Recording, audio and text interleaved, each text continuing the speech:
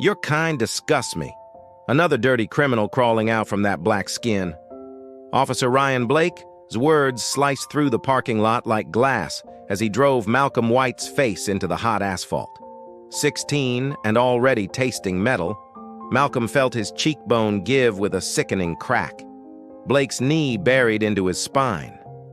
"I paid for this," Malcolm gasped through the grit. "Sure you did. Lying's in your blood," Blake said, voice smooth and poisonous. He twisted Malcolm's arm until the breath left the boy's lungs. Malcolm's receipt, the one that proved the hoodie was paid for, scattered across the asphalt like pale confetti. His MIT acceptance letter fluttered out of his backpack and slid under Blake's boot. Blood feathered the concrete. 30 people watched. Phones up. Nobody moved. Malcolm's phone buzzed in his pocket. Dad calling. He wanted to answer. Fingers spasmed. The world narrowed to the warmth of the sun on his temple and the roughness of asphalt against his cheek. Then everything stopped. Tires screamed in the distance. Too many tires. A vehicle skidded to a halt. Doors flung open. Footsteps thundered across the lot. Fast, organized, urgent. Blake glanced up. His smirk died the second he saw who was coming. His grip loosened. He straightened. His face emptied into the color of old paper. Have you ever wondered what could make a cop look that terrified? 30 minutes earlier, Malcolm White was shopping for his sister's birthday with nothing more dangerous than a pink hoodie and a generous grin. Riverside Mall buzzed with Saturday energy. Malcolm, tall for 16, smooth dark skin that caught the light, short-cropped hair, eyes clever and watchful, held up the hoodie and texted a photo to his mom. "Lily's going to love this, right?" A reply flashed from a contact labeled NW. "On my way, son. Be safe out there." Malcolm smiled the kind of smile that lived in his chest and tucked the phone away. He grabbed a matching scarf, headed to the register, and spoke with the clerk like any kid buying a present. Amanda Fletcher, 22, freckled hair in a messy bun, rang him up with the practiced cheer of someone who liked people. "That'll be $53, she said. Malcolm handed over his debit card. The machine beeped. The receipt printed.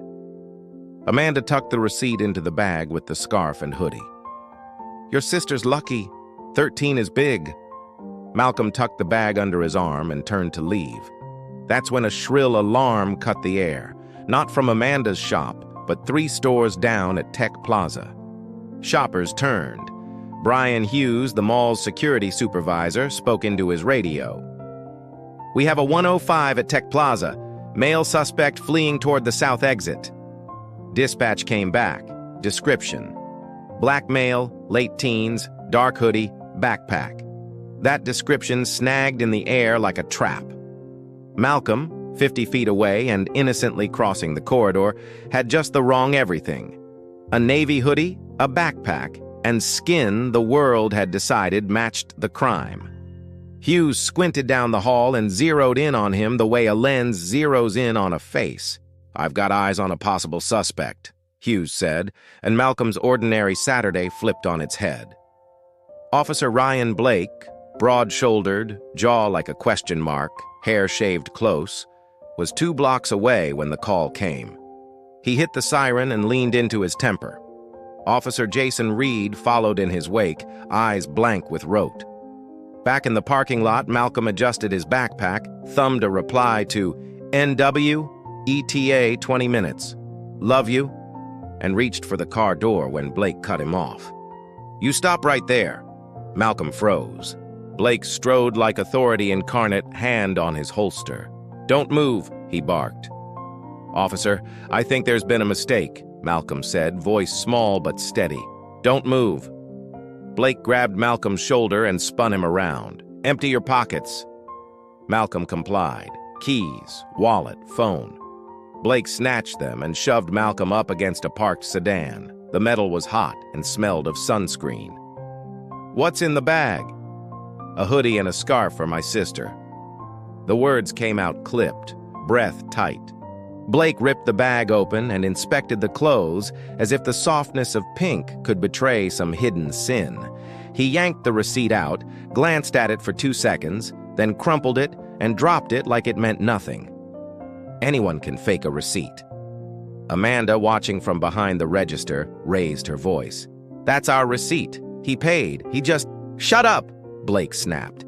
He had a predatory calm, the kind that smells of badges and impunity. Reed rifled through Malcolm's wallet with clinical efficiency, pulling out his driver's license and school ID. "Name check," Reed murmured. The crowd split like a sea. Some filmed, some texted, none stepped forward.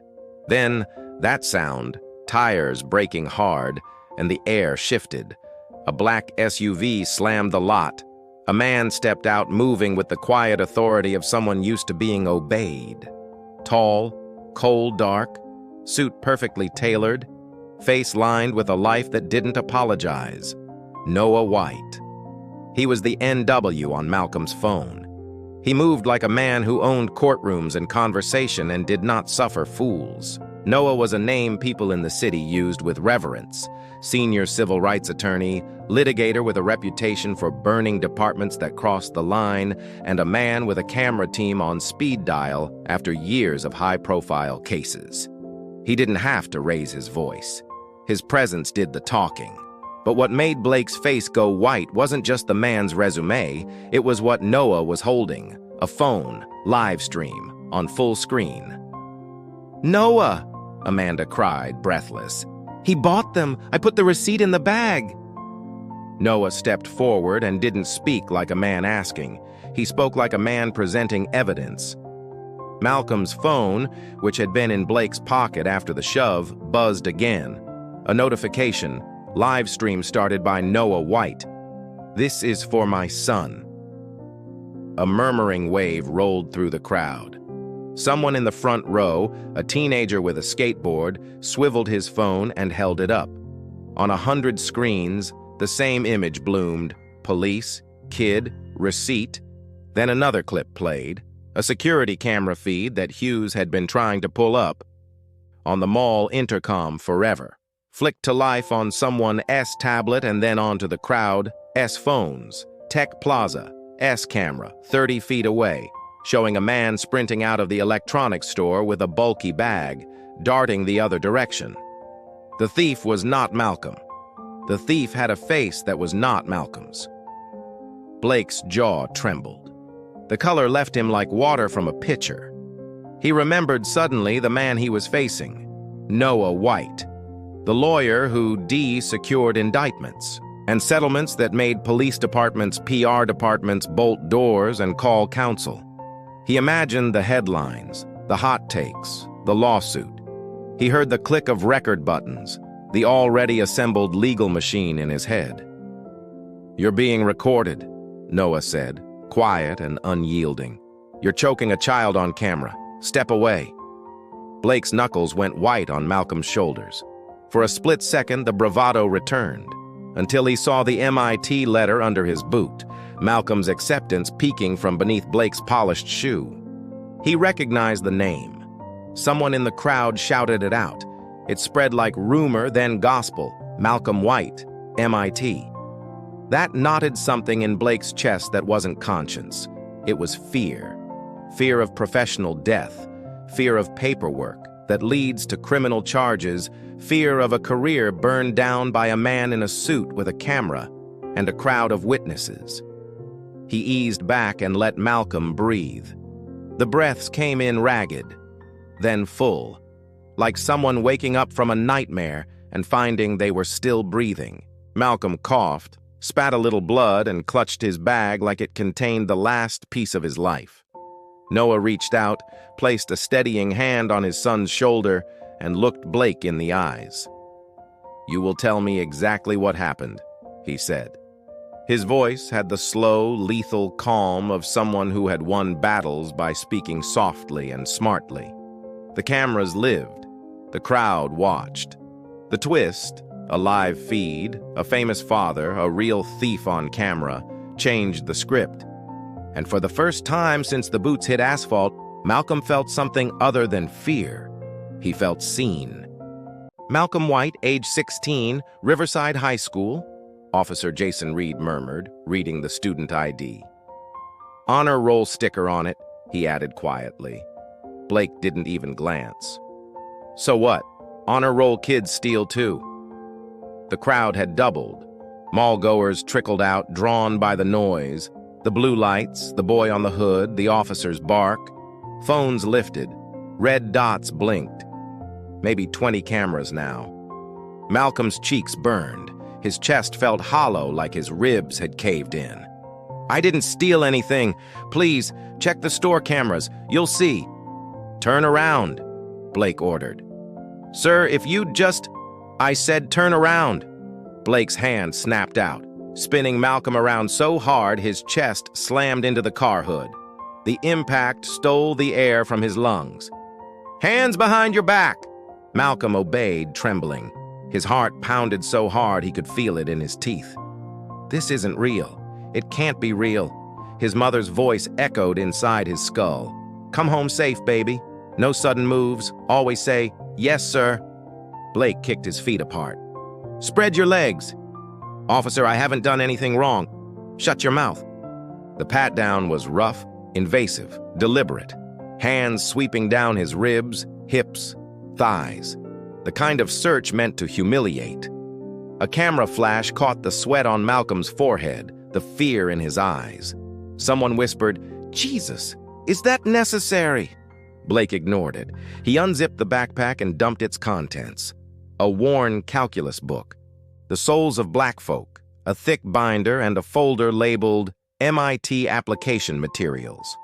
Blake crouched, flipped it open. Inside, the acceptance letter. The one that had made his mother cry. "MIT, huh?" Blake said, loud enough for everyone. "What'd you do? Steal the acceptance letter too?" A few in the crowd laughed. The sound hit Malcolm harder than the pavement had. "That's mine," Malcolm whispered. "I earned that." "Sure you did." Blake tossed the folder aside. Pages fluttered in the wind like lost dreams. That's when Amanda Fletcher burst out of the mall, breathless, clutching her iPad. "Officers, wait!" Blake turned, annoyed. "Ma'am, step back." "I'm the clerk from Style Avenue. I sold him that hoodie 10 minutes ago."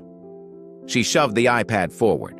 "Look, transaction record. Malcolm White, debit card ending in 3948. Timestamp, 2:43 p.m. He paid."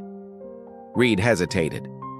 "Blake, maybe we should—" "We're following protocol," Blake snapped. "Ma'am, this is police business." Amanda didn't move. "He didn't steal anything. I can show you the footage. Step back." Blake's hand drifted toward his holster. Amanda froze, eyes wide, tears forming. She backed up but stayed close, clutching the iPad to her chest. Malcolm caught her gaze. "Thank you," he whispered. She nodded once. One tear fell. The radio crackled. Unit 43 status update. "Suspect detained," Blake replied, "requesting backup for transport. Be advised, suspect may be armed." Malcolm's blood ran cold. "What? I'm not armed. I don't have anything." "On the ground," Blake barked. "I'm not armed. On the ground." The gun cleared its holster in one clean motion. Gasps erupted. Reed froze, his hand hovering near his own weapon but unwilling. Malcolm dropped to his knees, hands up, tears cutting through the dirt on his face. "Please don't shoot, I'm not resisting." Face down, hands behind your head. The asphalt burned his skin. Gravel bit into his cheek. His body trembled as he laced his fingers behind his head. "Keep your hands visible. Say yes, sir. Come home safe." He was trying. Blake holstered the gun, then dropped his knee into Malcolm's back, hard. The scream caught in Malcolm's throat. "I can't breathe." "Stop resisting." I can't." "Then stop talking." Blake twisted his arm. A sharp pop. Pain exploded down his shoulder. The crowd roared now. Disbelief, anger, fear. "He's a kid." "Check the receipt. This is wrong." Phones rolled. Nobody moved. Malcolm's phone buzzed inches from his face. Screen cracked. Dad calling. It kept ringing. A second patrol car screeched in. Sergeant Kenneth Graham stepped out, gray at the temples, eyes calculating. "What do we have?" "Blake. Suspect matches the Tech Plaza theft. Detained him leaving the mall." Graham scanned the ground, the hoodie, the scarf, the receipt, the MIT papers scattered like evidence of innocence. He picked up the crumpled slip, smoothed it. "Timestamp 20 minutes ago." "Could be forged," Blake muttered. "In 20 minutes?" Graham's eyebrow rose. He crouched beside Malcolm. Blood trickled from the boy's nose. "What's your name?" "Malcolm White," came the breathless whisper. "I'm 16. I go to Riverside High." Graham held the ID. "Honor roll, 4.0 GPA. He looked at Blake. "You pat him down?" "Yes, sir. Clean. No weapons." "Anything in the bag?" "Books. College stuff." Graham stood. His gaze drifted to the crowd. A sea of phones recording every angle. Amanda's tear-streaked face. A dozen witnesses, silent and digital. Then he sighed. "Bring him in for questioning. Better safe than sorry." The hope drained from Malcolm's face. Blake hauled him up by the arm. Pain shot through his shoulder. Cold metal bit into his wrists. One click, two clicks, too tight. The crowd fractured, shouting, debating, filming.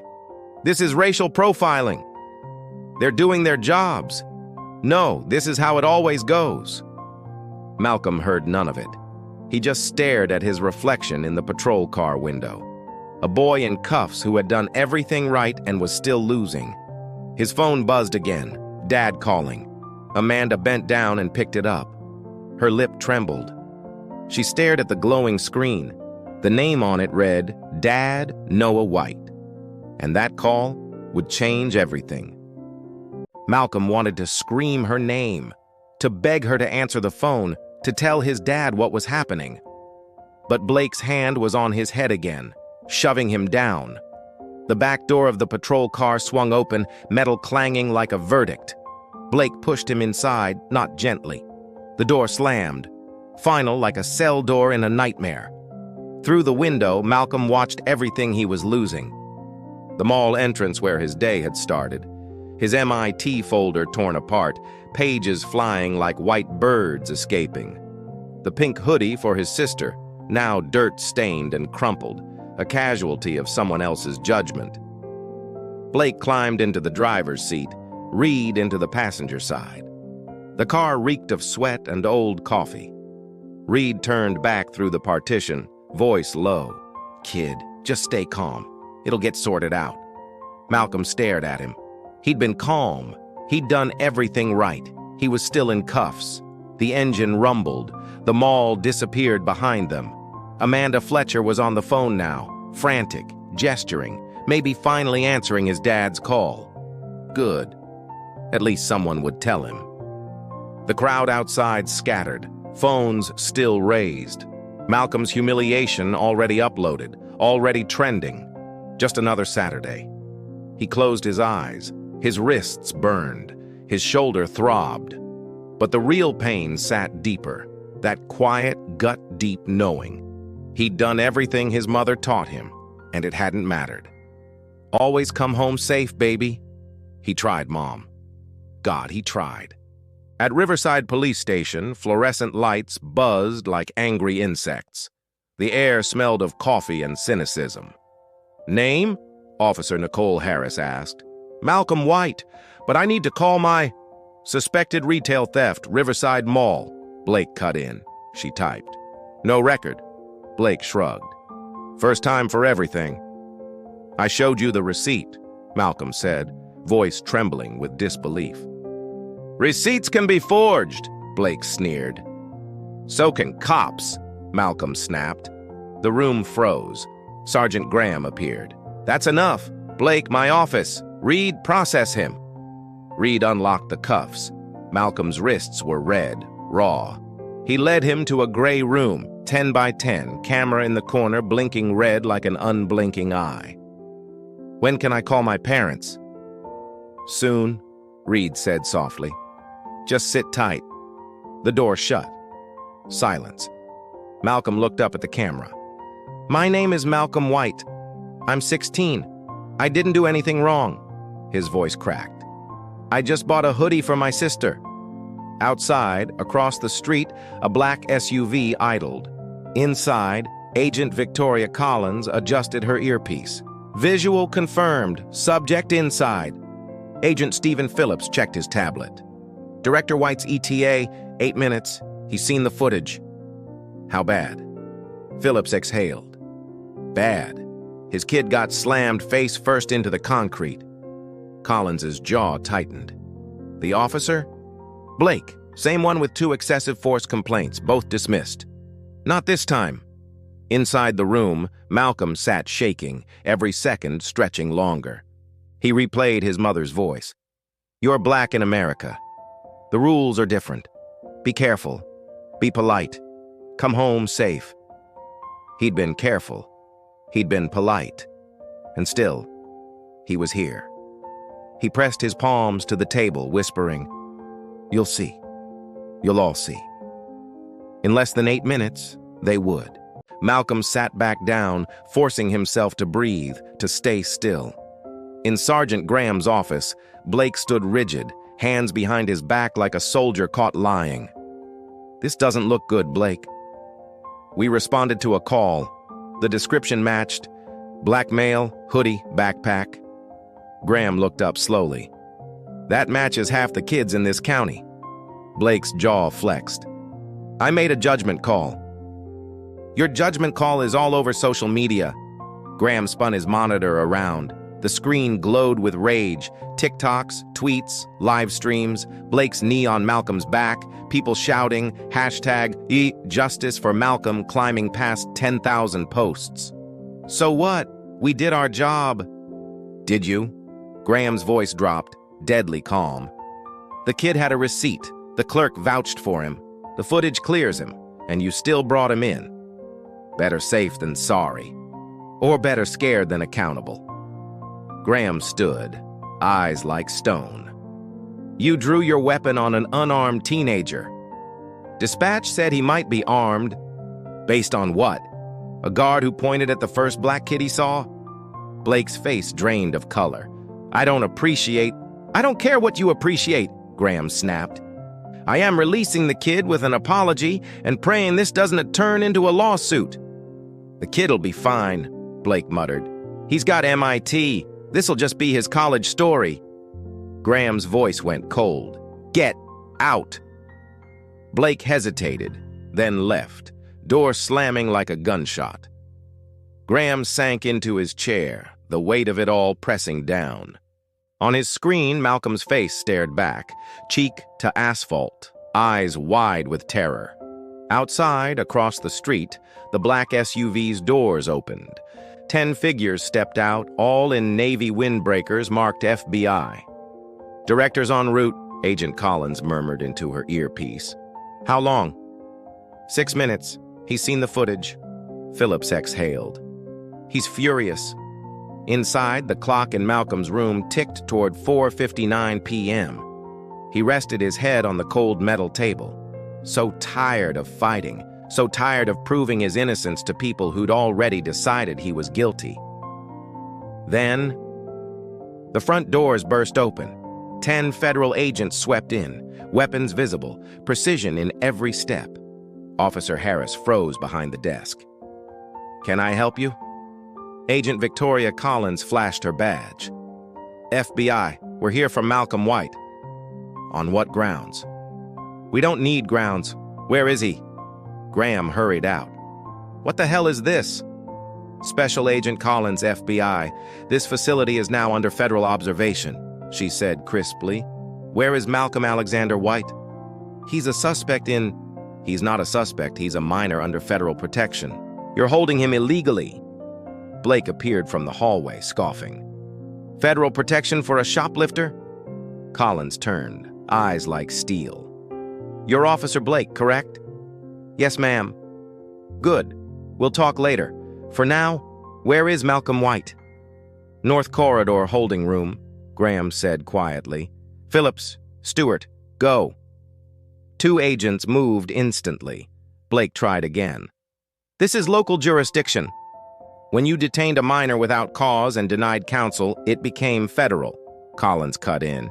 Your jurisdiction ended the moment you violated his rights. She raised her tablet, footage playing, Blake slamming Malcolm into the concrete. The ignored receipt, the crushed hoodie, the boy gasping for air. Graham went pale, Blake went red. We responded to a call. You racially profiled a child, Collins shot back. The actual suspect was white, 20s. You just saw black and stopped thinking. Down the hall, agents opened the holding room door. Malcolm White? He looked up, eyes wide. Yeah? FBI, you're safe now. Come with us. What's happening? You're not in trouble. We're getting you home. They let him out. When he saw the lobby, he froze. 10 agents, uniforms gleaming, officers silenced. Collins stepped forward. Malcolm, are you injured? He touched his cheek. My shoulder, my face, but I'm okay. Were you denied a phone call? He looked at Blake. Yes, multiple times. Collins's pen moved across her notepad, eyes never leaving Blake. Officer Blake, she said coolly, speak to your union rep. Everything you say from now on is under federal investigation. The doors opened again. Everyone turned. A tall black man in his late 40s entered, immaculate suit, FBI badge on his belt, fury in his eyes. The air shifted as the agents straightened. Director Aaron White had arrived, and hell was about to follow. The man's eyes swept the room like searchlights cutting through smoke, then locked onto Malcolm. For a heartbeat, the world froze. The air seemed to thin. Malcolm's pulse pounded in his ears. He knew that face, that jawline, that stance. Dad, he whispered. The word broke the silence. Gasps rippled across the lobby. Director Nathan White crossed the space in 3 long strides and pulled his son into his arms. Are you okay? Did they hurt you? His voice cracked with fury held back by discipline. His hands checked Malcolm's shoulders, his cheek, his wrists, every bruise a silent accusation. Malcolm couldn't answer, his throat locked. His father's hug was brief but fierce, like a man reclaiming something the world tried to steal. Then Nathan turned to the room, and his entire presence changed. The warmth vanished, his voice became command.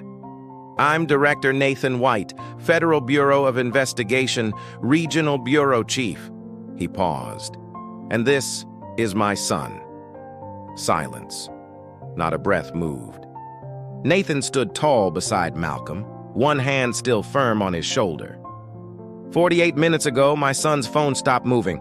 I have a family tracking app, standard for federal agents. When I saw his location at this station, I pulled mall footage myself. His eyes found Blake, and I watched everything. The stop, the search, the use of force, the denial of rights, every second. Blake's mouth opened, but Nathan's glare shut it again. My son was buying a birthday gift for his sister, Nathan continued, his voice trembling with rage beneath control. He had a receipt, a witness. He did nothing wrong, yet he was thrown to the ground, handcuffed and humiliated in front of a crowd. Sergeant Graham tried to interject. Director White, we responded to a theft. You racially profiled a child, Nathan snapped. He raised his tablet.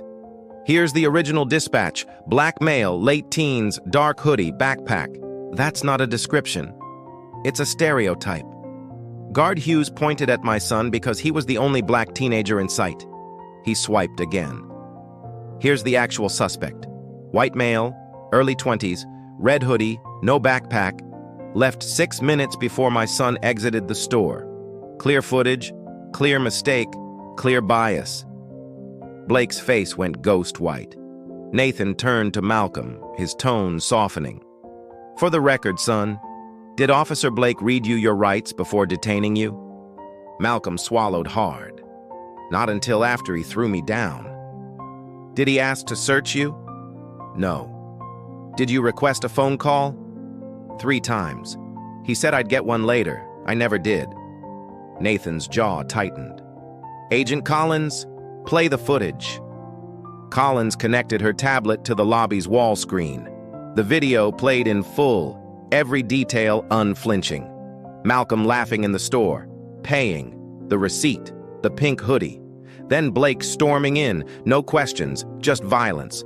Malcolm pleading, Blake slamming him down. The MIT papers flying like shattered dreams. Amanda screaming. Blake's knee pressing into Malcolm's spine. Malcolm gasping, I can't breathe.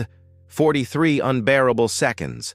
When the video ended, the silence was deafening. Some officers looked away. Others stared at the floor, faces pale. Nathan spoke quietly, but each word hit like thunder.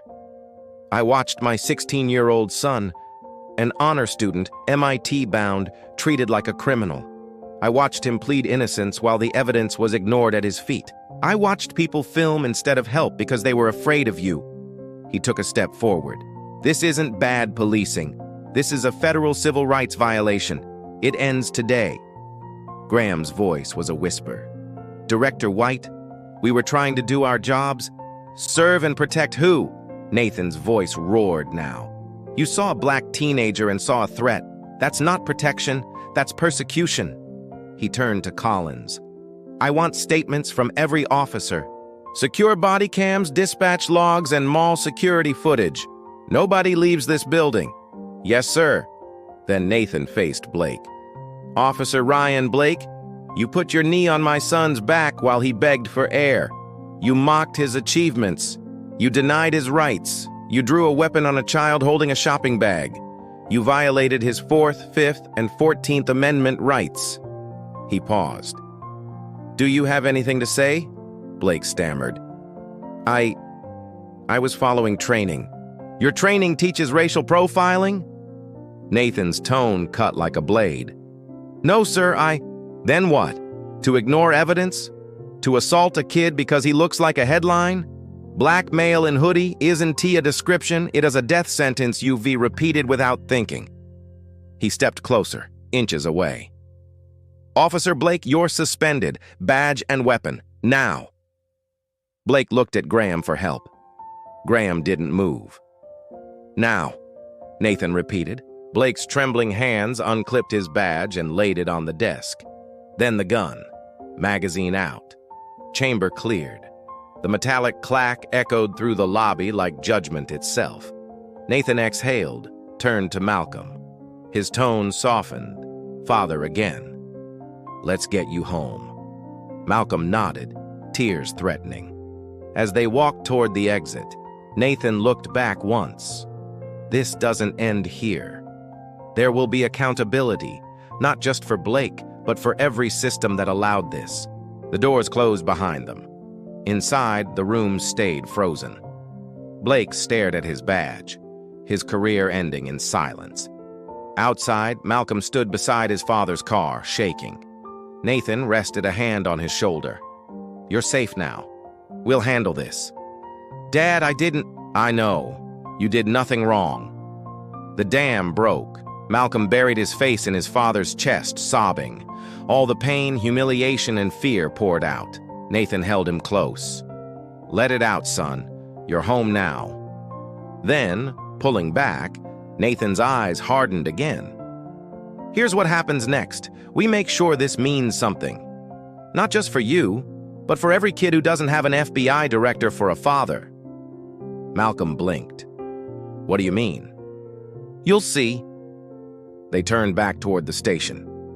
I don't want to go back in, Malcolm whispered. You don't have to. Just watch. Inside, FBI agents moved like precision machinery, collecting evidence, interviewing witnesses, securing files. The entire station had become a crime scene. Amanda Fletcher entered, eyes red. Behind her, Mrs. Dorothy Preston from the store, chin high with resolve. Security guard Brian Hughes followed, pale and trembling. Nathan faced them. Thank you for coming. What happened today was wrong. What happens next determines if we fix it or repeat it. He nodded to Collins. The monitors lit up again, this time showing the real theft. The white suspect, red hoodie, stuffing gadgets into a bag. Hughes scanning them all and skipping every other teen until his gaze landed on the only black boy nearby.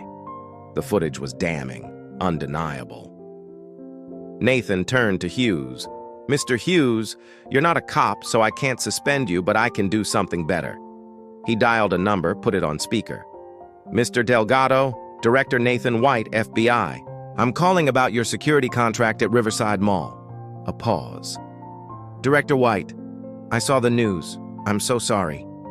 "Good, because Mr. Hughes here identified my son solely by skin color. He admitted he had no formal training. That changes today. Starting immediately, every guard you employ will undergo mandatory training. Bias awareness, de-escalation, constitutional rights, quarterly, not once. The FBI will help set it up." "Yes, sir. Absolutely, Director White." Nathan ended the call. His gaze swept the room one last time. "Justice isn't a slogan," he said. "It's action, and it starts here." Malcolm watched through the glass. For the first time that day, he smiled. Small, fragile, but real. His father had turned pain into power, and this time, the world was watching. Nathan's voice filled the station like a verdict. "And Mr. Hughes," he said evenly, "you'll be the first trainee. You complete the restorative justice program, and then you'll teach others what not to do." The security guard's lip trembled. Yes, sir. I'm sorry." Nathan didn't blink. "Don't apologize to me. Apologize to him." Hughes turned to Malcolm, his voice breaking. "I'm sorry, son. I didn't think.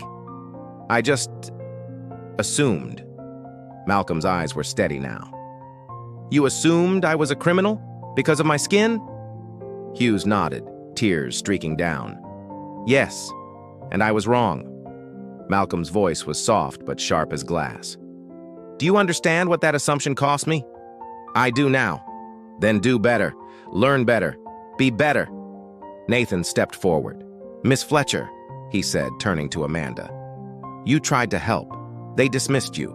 Will you speak at a community meeting next week?" Amanda nodded, eyes fierce. "Yes. I want people to hear the truth." Nathan turned to Mrs. Preston. "You spoke up when no one else did." The older woman lifted her chin. "I've seen this too many times. Not again." "Then don't stop," Nathan said. "Your voice matters." Then he faced the police. The room tensed. Blake stared at the floor. Reed stood rigid. "Sergeant Graham, here's what happens," Nathan said. "Federal investigation, non-negotiable. But we start fixing this now." Graham nodded, subdued. "What do you need?" "First, Blake's suspended, immediately." "Done. Second, mandatory training for every officer, bias, rights, de-escalation." "Agreed." "Third, community oversight board, real power, and Officer Reed's on it." Reed blinked. "Me?" "You knew this was wrong," Nathan said. "Now do better." Reed's jaw tightened. "I will." "Fourth, body cams for all officers, public access." "Consider it implemented." Nathan turned to Blake, his voice ice and fire. "And you, restorative justice program. You'll face what you did and teach others what it cost." Blake looked up, red-eyed. "Why give me a chance?" Nathan met his gaze. "Because my son deserves a world where police change. That starts with you." Blake's voice cracked. "I'm sorry." "Don't tell me," Nathan said coldly. "Tell him." Blake turned to Malcolm. "I was wrong. I saw your skin before your soul." Malcolm inhaled slowly, steadying his shaking hands. "I'm 16, he said, his voice growing in power. "Honor student, MIT bound. I volunteer, I coach kids, never been in trouble. But none of that mattered. You saw black and thought criminal." Blake's face crumpled. The room was silent. "My dad can change laws," Malcolm said. "But you, all of you, have to change hearts." Nathan's eyes glistened. "My son is right. This ends today. The excuses, The assumptions, the silence. He turned to Collins. File the complaint. Weekly updates. Yes, sir. Nathan looked back once. Officer Blake, you can let this destroy you or rebuild you. Choose wisely. He and Malcolm walked out. The station was still. Reed finally spoke. I'll do it. The board, the training, all of it. Graham nodded. Then let's start. Blake stood frozen, staring at his badge on the desk, its shine now a mirror of his failure. 2 weeks later, Riverside Community Center. The hall overflowed. 160 people, standing room only, cameras flashing.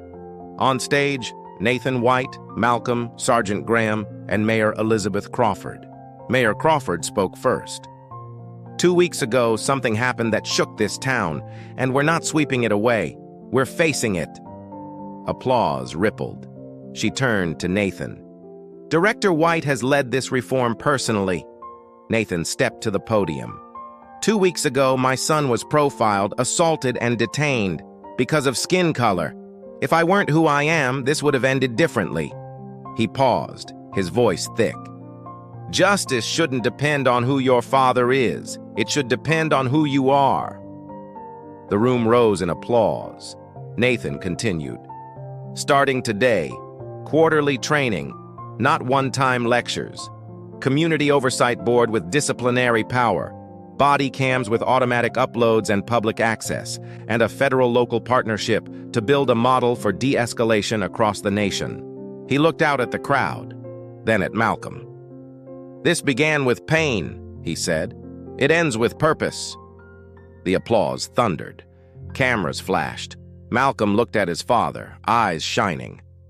For the first time since that day, he smiled. Nathan's words echoed. These aren't suggestions. They're requirements. They start now. He sat. The weight of his authority hung heavy in the air. Sergeant Graham stood and approached the podium slowly, his voice trembling but resolute. On behalf of the Riverside Police Department, he began, I apologize to Malcolm White and to this entire community. We failed you. We were supposed to protect everyone equally, and we didn't. A hush swept through the hall. Cameras clicked softly. Officer Blake has resigned, Graham continued. He's entered a restorative justice program. If he completes it, he'll work with youth programs, but that's not enough. The system failed, we failed, and now we're fixing it. He sat. The audience absorbed every word. Mayor Crawford returned to the mic. Malcolm, she said gently, would you like to speak? Malcolm hesitated, then rose. His legs felt like stone, but his spirit didn't waver. He stepped up to the microphone. No notes, no script, just truth. I was just shopping, he began quietly. But they saw a threat. He scanned the crowd. Don't let that be your kid's story. Speak up, like Miss Fletcher did. That was it. 6 seconds, 21 words. And the room erupted. Standing ovation, tears, applause that shook the rafters. Amanda Fletcher wiped her eyes. Mrs. Preston raised a clenched fist in pride. Mayor Crawford stepped back up, voice trembling. There's something else you should know. Malcolm's story has gone viral. Gasps. People unlocked their phones. The hashtag #DieOutJustice for Malcolm has over 2 million videos, she said. Parents all over America are having the talk. Black parents teaching survival. White parents finally understanding why that talk exists. The energy shifted, grief turning into purpose. After the meeting, a line formed to thank Malcolm, to share stories. Then Officer Reed approached, eyes low. Malcolm, he said softly, I should have done more that day. I knew it was wrong, but I froze. Malcolm met his eyes. You were uncomfortable, but uncomfortable isn't the same as doing something. Reed nodded. I know. That's why I joined the oversight board. I want to make sure this never happens again. He extended his hand. Malcolm glanced at his father, who gave a small nod. Malcolm shook Reed's hand. Then let's work together, Malcolm said. Reed's eyes watered. Thank you. I won't let you down. As Reed walked away, Nathan wrapped an arm around his son. "I'm proud of you," he said quietly. "For what?" "For shaking his hand. That takes more courage than anger ever could." Across the room, a teenage girl with a phone approached. "Malcolm, I'm doing the TikTok challenge," she said nervously. "What would you tell other kids who look like you?" Malcolm thought for a moment, then looked straight into the camera. "Don't let anyone make you feel like you don't belong," he said. "You do. And when they try to make you small, stand tall anyway." The girl smiled through tears. "Thank you." She turned away, already posting. Nathan chuckled softly. "That's going to hit 1 million views." "Good," Malcolm said. "Maybe it'll help someone." He looked around the room filled with strangers, allies, former enemies, all beginning to change. "This," he said, "is what transformation looks like. Not perfection, progress, not revenge, restoration. One choice at a time, one person at a time, one viral video at a time." 3 months later, Cambridge, Massachusetts. Malcolm stood in his new MIT dorm room, sunlight washing over cardboard boxes. He pulled out a navy hoodie, the same one from that day, washed, folded, kept as a reminder. His roommate entered. "Nice hoodie. Where'd you get it?" Malcolm smiled faintly. "Long story. Remind me to tell you about the day I learned the difference between power and justice." Officer Blake completed his restorative program. Now he speaks at police academies, owning his shame, teaching from it. Officer Reed chairs Riverside's new oversight board. Real reform. The mall's updated security protocol spreads to 19 other shopping centers. One moment of injustice became a movement. The camera pans out on Malcolm standing beneath the MIT archway, older, wiser, stronger. Have you ever watched power crumble in the face of truth? Because justice shouldn't depend on who your father is. It should be a right for everyone. Fate tales, real stories, real change. If this story moved you, subscribe, share, and comment. What's one action you'll take to stand up against injustice? Because change doesn't start with luck. It starts with you.